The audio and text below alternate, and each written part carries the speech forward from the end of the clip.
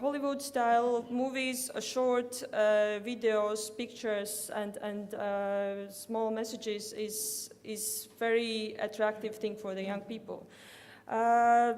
Multi-phase narrative, as my colleague Rafael mentioned, they very well know their target audiences, so they very well know whom to target and in which messages.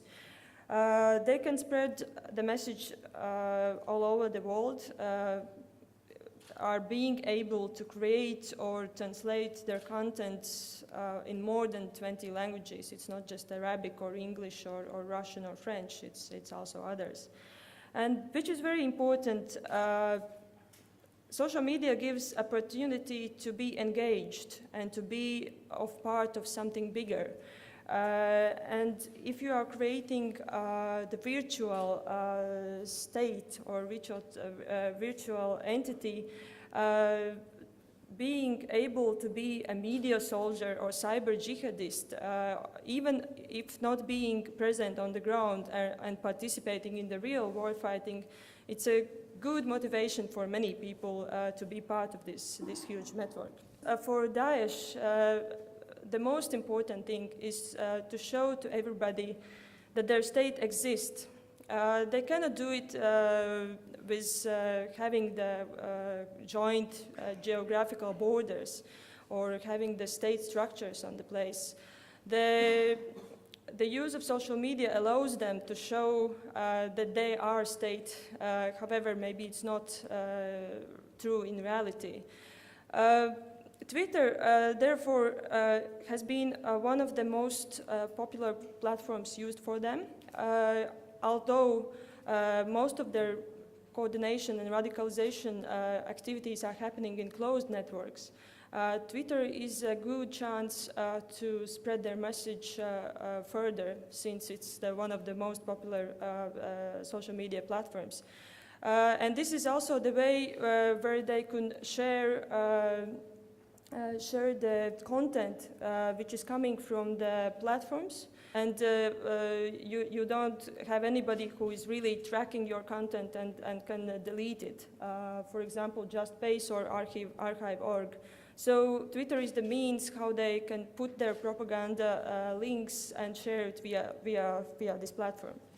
I just wanted to show a few of examples how they are distributing their message, and one of them is so-called hashtag hijacking.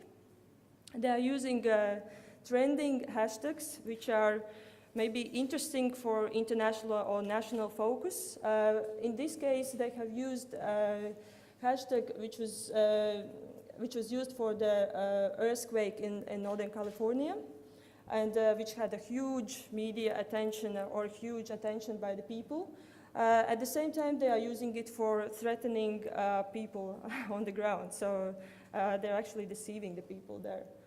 Another thing is, according to study, there have been around 20% of all the content which is created by Daesh is created by using bots and apps. So it means automatically generated content where computer is spreading out the large amount of information at one time, for example. So this increases their abilities to be visible. One of the most popular was the app which is Dawn of Glad Tidings, which was actually closed last year. But it was the application which everybody of potential Daesh supporters could download, and then automatically the content of propaganda content was published on their accounts. Another interesting thing, they are using different avatars for identifying each other and seeing which is Daesh supporter and which is not. They are using a lot of religious-related birds, lions, and other animals. And this is interesting because this is actually the symbol of Detroit Lions, which is the US football team. And they are using this avatar boss to show the lion as a bravery symbol for Daesh, and also showing using the avatar which is popular among other parts of the people.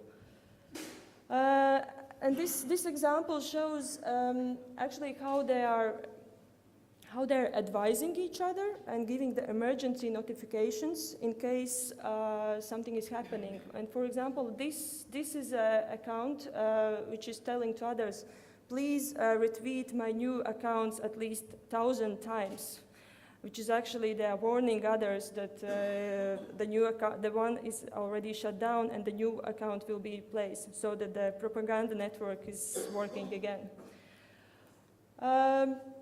Daesh is not using social media only for propaganda spreading. They are using it also for other activities, like, for example, cyber operations, in order to, and where they defaced the account, a Twitter account of US Central Command, in order to get their attention and also to make them weaker or to laugh about them.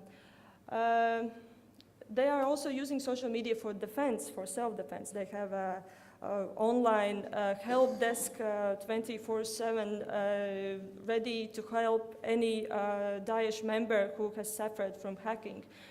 This particular message was spread by Daesh in the chat platform Telegram in response to announcements of Anonymous, who said that they will hack their accounts and they are planning to close down all their activities after Paris terrorist attacks. And of course, the coordination of activities. As I mentioned, Twitter is just a platform to reach the wider audiences. Most of the things are happening in the closed networks, which is not that easy traceable by security services or social media platforms. Why I'm mentioning this online gaming platform, because it was also mentioned by Belgian Interior Minister that it has been one of the most challenging platforms where the security services could track the people. There was also a media buzz saying that maybe Paris terrorist attacks were planned in this Sony PlayStation 4. However, it didn't turn out to be a proof. Yeah, and darknet, of course, where a lot of anonymity and encryption is happening, and it's really hard to track who is doing what where. So, and more or less the way of action is like that you are getting attention via Twitter, and then they are dragging in the people in these closed networks. They are making further radicalization and isolation of the people. In the end, I wanted to mention, I would like to describe Daesh network as a flock of birds or a swarm of insects, which is constantly evolving, constantly adapting to the new situation. They have a lot of different roles in this network. You have the ones who are generating the content. Then you have the ones who are amplifying the content and disseminating them, and then you have those who are ready to inform about the new accounts when the previous are shut down. And also when you are trying to block or shut down some part of this network, the others are taking a place, and it's always, moving forward. This is why I wanted to show the model, which is developed by the US scholar who was participating in StratCom COE this summer, which very well describes the action, how Daesh is using the opportunities provided by Twitter, and at first to disseminate their message. The first one shows that they are disseminating the message. There are the main leaders who are doing that. At the same time, they are already preparing that somebody could block these main accounts. And they are having the reserve accounts waiting in the line for that. And as soon as the main accounts are deleted or suspended. As you see in the fourth round, others too are coming to replace them, and again you are having others, the new reserve accounts, waiting for that. Therefore, the main recommendation is not to suspend or delete some individual accounts, even if you see that they are leader accounts. We should look at the DAESH network as a huge community, and unless we are not countering the whole community or the whole network, there are attempts to block only some 1, 2, or 3, or even 100 accounts is ineffective. Another recommendation, I would say, all these activities or efforts when we are trying to counter something in the information environment and social media, they should be very much combined also on the activities on the ground, so that there is no actions happening just only on the virtual environment, and there is no military or other action happening on the ground.